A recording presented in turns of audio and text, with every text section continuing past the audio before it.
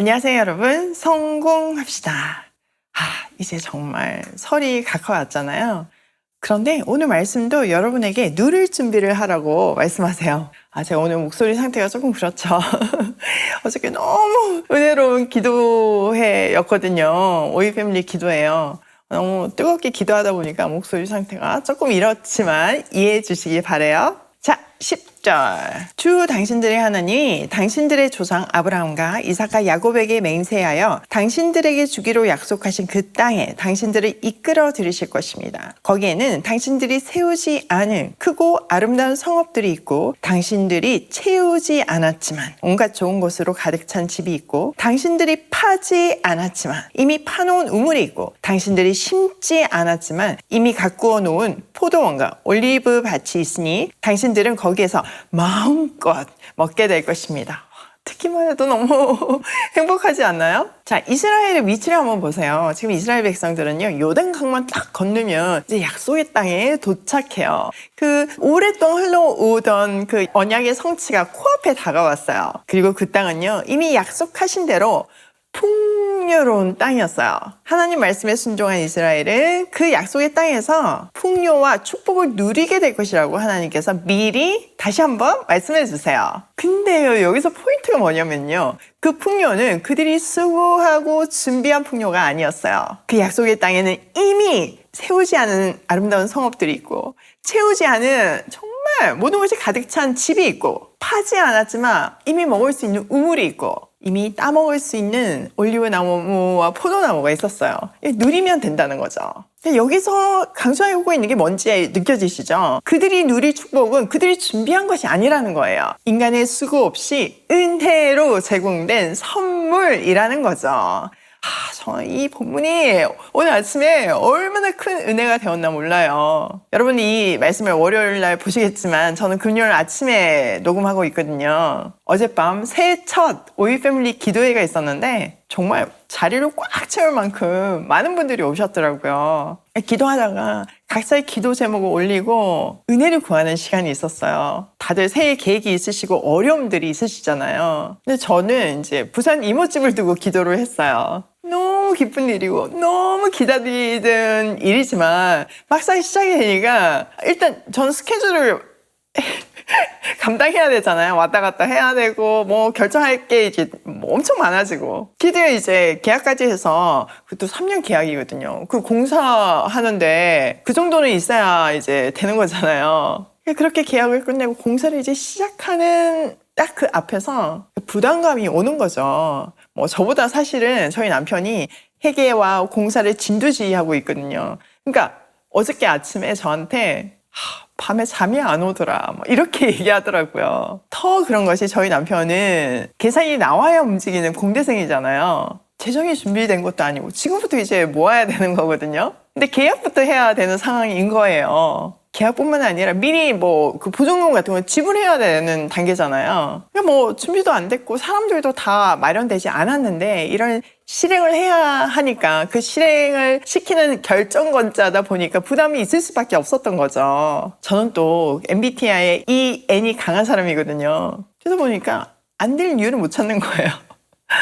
부담은 되지만 될 거라는 확신이 있고 뭐 길이 다 만들어지지 않을까? 하나님이 다 해놓으시지 않을까? 이런 생각이 있더라고요. 그러니까 이게 믿음의 차이가 아니라 사실은 그 성향의 차이인 거죠. 둘 다 맞는 얘기잖아요. 그래서 제가 얘기했어요.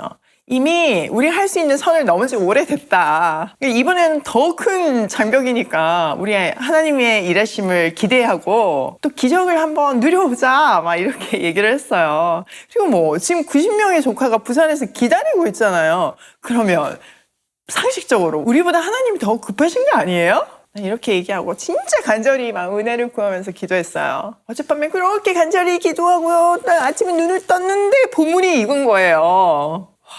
진짜 어떻게 껴맞춰도 이렇게 껴맞출 수 없잖아요. 이 세밀한 하나님의 음성, 내가 다 준비해놨다. 걱정하지 마라. 너희가 세우지도 않고 채우지도 않고 심지도 않은 것들이 이미 준비되어 있다. 이제 마음껏 누려라. 이렇게 말씀해 주시니까 뭐 아침부터 혼자 부응했잖아요. 이렇게 세밀하게 말씀해 주시니까 이렇게 살갑게 그 숨소리가 들리는 것 같이 함께 하심을 느끼게 해주시니까 우리는 진짜 정말 택한 오이 패밀리인 것 같아요. 너무나 복된 인생이지 않나요? 순간순간 어떻게 이런 인생을 살 수 있지? 막 이렇게 감탄하고 감사하게 되는 요즘이에요.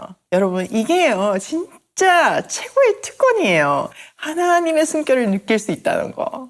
하나님의 그 온기를 느낄 수 있다는 거. 믿고 2025년 나아갈 준비 되셨죠? 그리고 어젯밤 정말 기도 제목 내놓으신 분들 많으실 거예요. 그 불가능한 기도 제목을 내놓고 간절히 하나님께 은혜를 구한 여러분들에게 오늘 이 본문을 주시면서 더 이상 걱정하지 말라라고 말씀하십니다. 이제 누릴 준비만 하세요. 아멘. 자, 12절. 당신들이 그렇게 될 때에 당신들은 이집트 땅 종살이 하던 집에서 당신들을 이끌어내신 주님을 잊지 않도록 주의하십시오. 자, 우리가 주의하고 또 주의해야 하는 것은 그 풍요로움 속에 하나님이 주신 축복 속에서 하나님을 잊지 않는 것이에요. 자, 지금 이스라엘 백성들은 또 여러분들은 저는 기간의 차이는 있지만 광야 생활을 통해서 하나님만 의지하는 법을 배웠어요. 그 훈련이 끝나자 이제는 풍성하게 누릴 시즌이 왔는데 이때 시험에 들지 말라는 경고를 하고 있는 거예요. 여러분, 사실 풍요도요, 엄청난 시험이에요. 유혹이에요.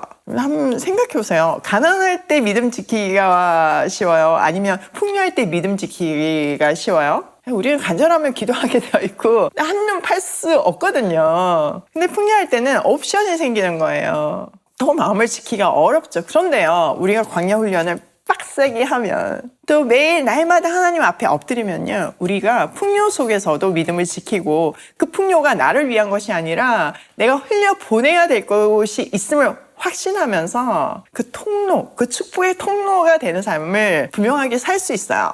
우리에게 주어진 은혜를 반드시 기억하고 그 은혜에 감사함으로 순종하는 우리 매일매일이 되기로 해요. 자, 13절. 당신들은 주 당신들의 하나님을 경외하며 그를 섬기며 그의 이름으로만 맹세하십시오. 당신들은 당신들 가까이에 있는 백성이 섬기는 신들 가운데 그 어떤 신도 따라가서는 안 됩니다. 당신들 가운데 계시는 주 당신들의 하나님은 질투하는 하나님이시니 주 당신들의 하나님이 분노하시면 당신들을 땅 위에서 멸하실 것입니다. 자, 이 모든 좋은 것, 누리는 그 풍요가 어디서 왔는지 잊어버리는 순간 우린 교만해지고 우상숭배로 빠질 위험이 커요. 우상숭배 뭐라고요? 하나님보다 귀하게 여기는 것, 그 모든 것이 우상이에요. 하나님보다 더 의지하는 것, 그게 우상이죠. 자, 하나님은 다시 한번 강조하시잖아요. 난 질투하는 하나님이다. 내가 너희를 목숨을 내줄 만큼 사랑하기 때문에, 우리가 이 언약 관계 안에 있기 때문에 너희는 반드시 나만 사랑해. 이렇게 다시 한번 얘기하시는 거잖아요. 그러면서 우리가 풍요의 시험을 이길 수 있는 유일한 방법도 알려주세요. 바로 13절에 하나님을 경외하며 그를 섬기며 그의 이름으로만 맹세하는 거예요. 저는 그런 생각들을 많이 해요. 일반적으로 풍요가 시험이 돼가지고 사람들이 하나님을 놓는 경우가 많죠. 근데 그게 100% 패턴은 아니에요. 그런 케이스가 많다는 거예요. 그러니까 우리가요, 그게 다 신앙의 대세니까 이렇게 생각하면 안 되고, 나도 그럴 수 있지, 이렇게 생각하면 절대 안 된다는 거예요. 정신 바짝 차리고, 하나님은 그런 사람을 쓰시는 게 아니라 그 수많은 이 실패의 역사 속에서 우리한테 가르치는 것이 그 마음을 지키라는 건 거잖아요. 우리는 정말 도전하고 노력하고 죽을 만큼 마음을 지켜서 풍요 속에서도 그 풍요의 근원이 누구이신지를 기억하고 그것을 흘려보내는 인생 살기로 해요. 여러분, 풍요하면 하나님이 떠나는 이 패턴은 잘못된 거예요. 언약의 결과로, 순종의 대가로 우리에게 풍요를 주셨다면요, 그 풍요도 제대로 누리고 제대로 쓸 수 있는 우리 오일 패밀리가 되기로 해요. 반드시요. 자, 이어지는 16절에서부터 19절은요, 하나님을 시험하지 말라라는 내용인데요. 16절 먼저 볼게요. 당신들이 마사에서 시험한 것처럼 주 당신들의 하나님을 시험하면 안 됩니다. 하나님을 시험하지 말래요. 모세는 마사 사건을 예를 들어서 설명하죠. 그럼 마사 사건 기억나세요? 출애굽기 17장에서 이스라엘 백성들이 물이 없다고 아예 이집트 돌아간다고 그때가 더 좋았다고 이렇게 불평 불만을 퍼붓던 그 사건이에요. 하나님께서 자기들 가운데 계신지를 시험한 사건이죠. 솔직히 그들이요, 이미 하나님이 놀라운 능력으로 홍해를 가르시고 애굽에서 끄집어내신 거 경험했잖아요. 만나와 메추라기로 그들을 돌보는 거를 매일 경험했잖아요. 그런데 또다시 그 조그만 불편함을 못 참고 불신과 원망을 쏟아내면서 하나님을 시험했어요. 우린 절대 그러면 안 된다는 거죠.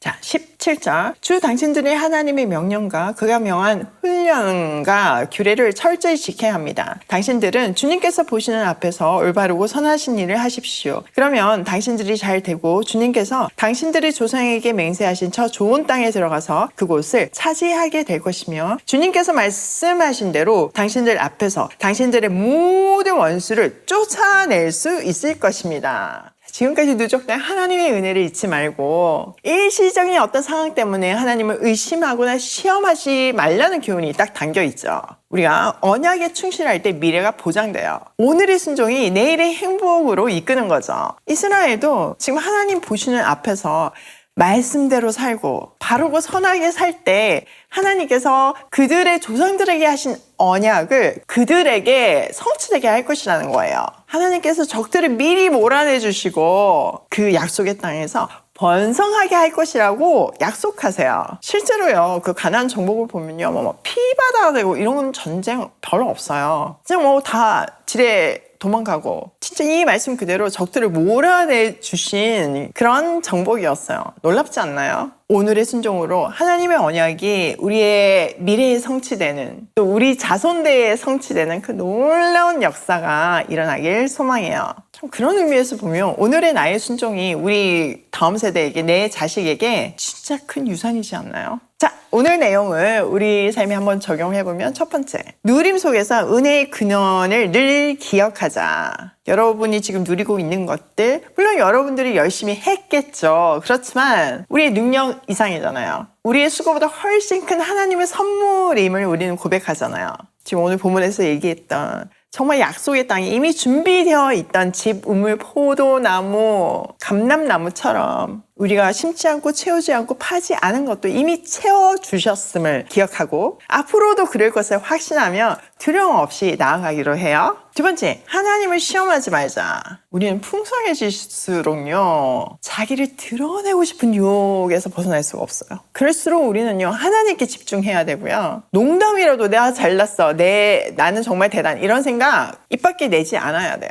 오직 하나님께 집중하고 그 모든 복의 출처가 하나님이심을 매 순간 고백해야 돼요. 특히 하나님은 질투하시는 분이심을 기억하면서 그 어떤 것도 하나님보다 더 앞세우거나 우선순위를 바꾸는 일은 절대 일어나서는 안 돼요. 그러려면 매일 말씀 앞에서 기도하며 마음을 새롭게 하는 것 외에는 다른 법이 없습니다. 세 번째, 누적된 은혜를 기억하고 신뢰로 행하자. 우리가 살다 보면요, 오늘 가운데 있더라도 어려운 순간들을 만나잖아요. 그때 과거의 은혜를 기억해야 돼요. 원망이 나오려고 할 때, 걱정이 앞설 때 과거의 은혜를 기억해야 돼요. 그 누적된 은혜를 다시 되새김질하면서 오늘도 다시 한번 하나님께 신실하게 순종해 보는 거죠. 그럴 때 하나님은 약속대로 우리를 미래로 인도하시고 번성케 하세요. 오늘도 말씀 앞에서 나를 새롭게 하며 지금까지 이끌어오신 은혜들을 기억하며 순종하는 하루로 고고싱해요.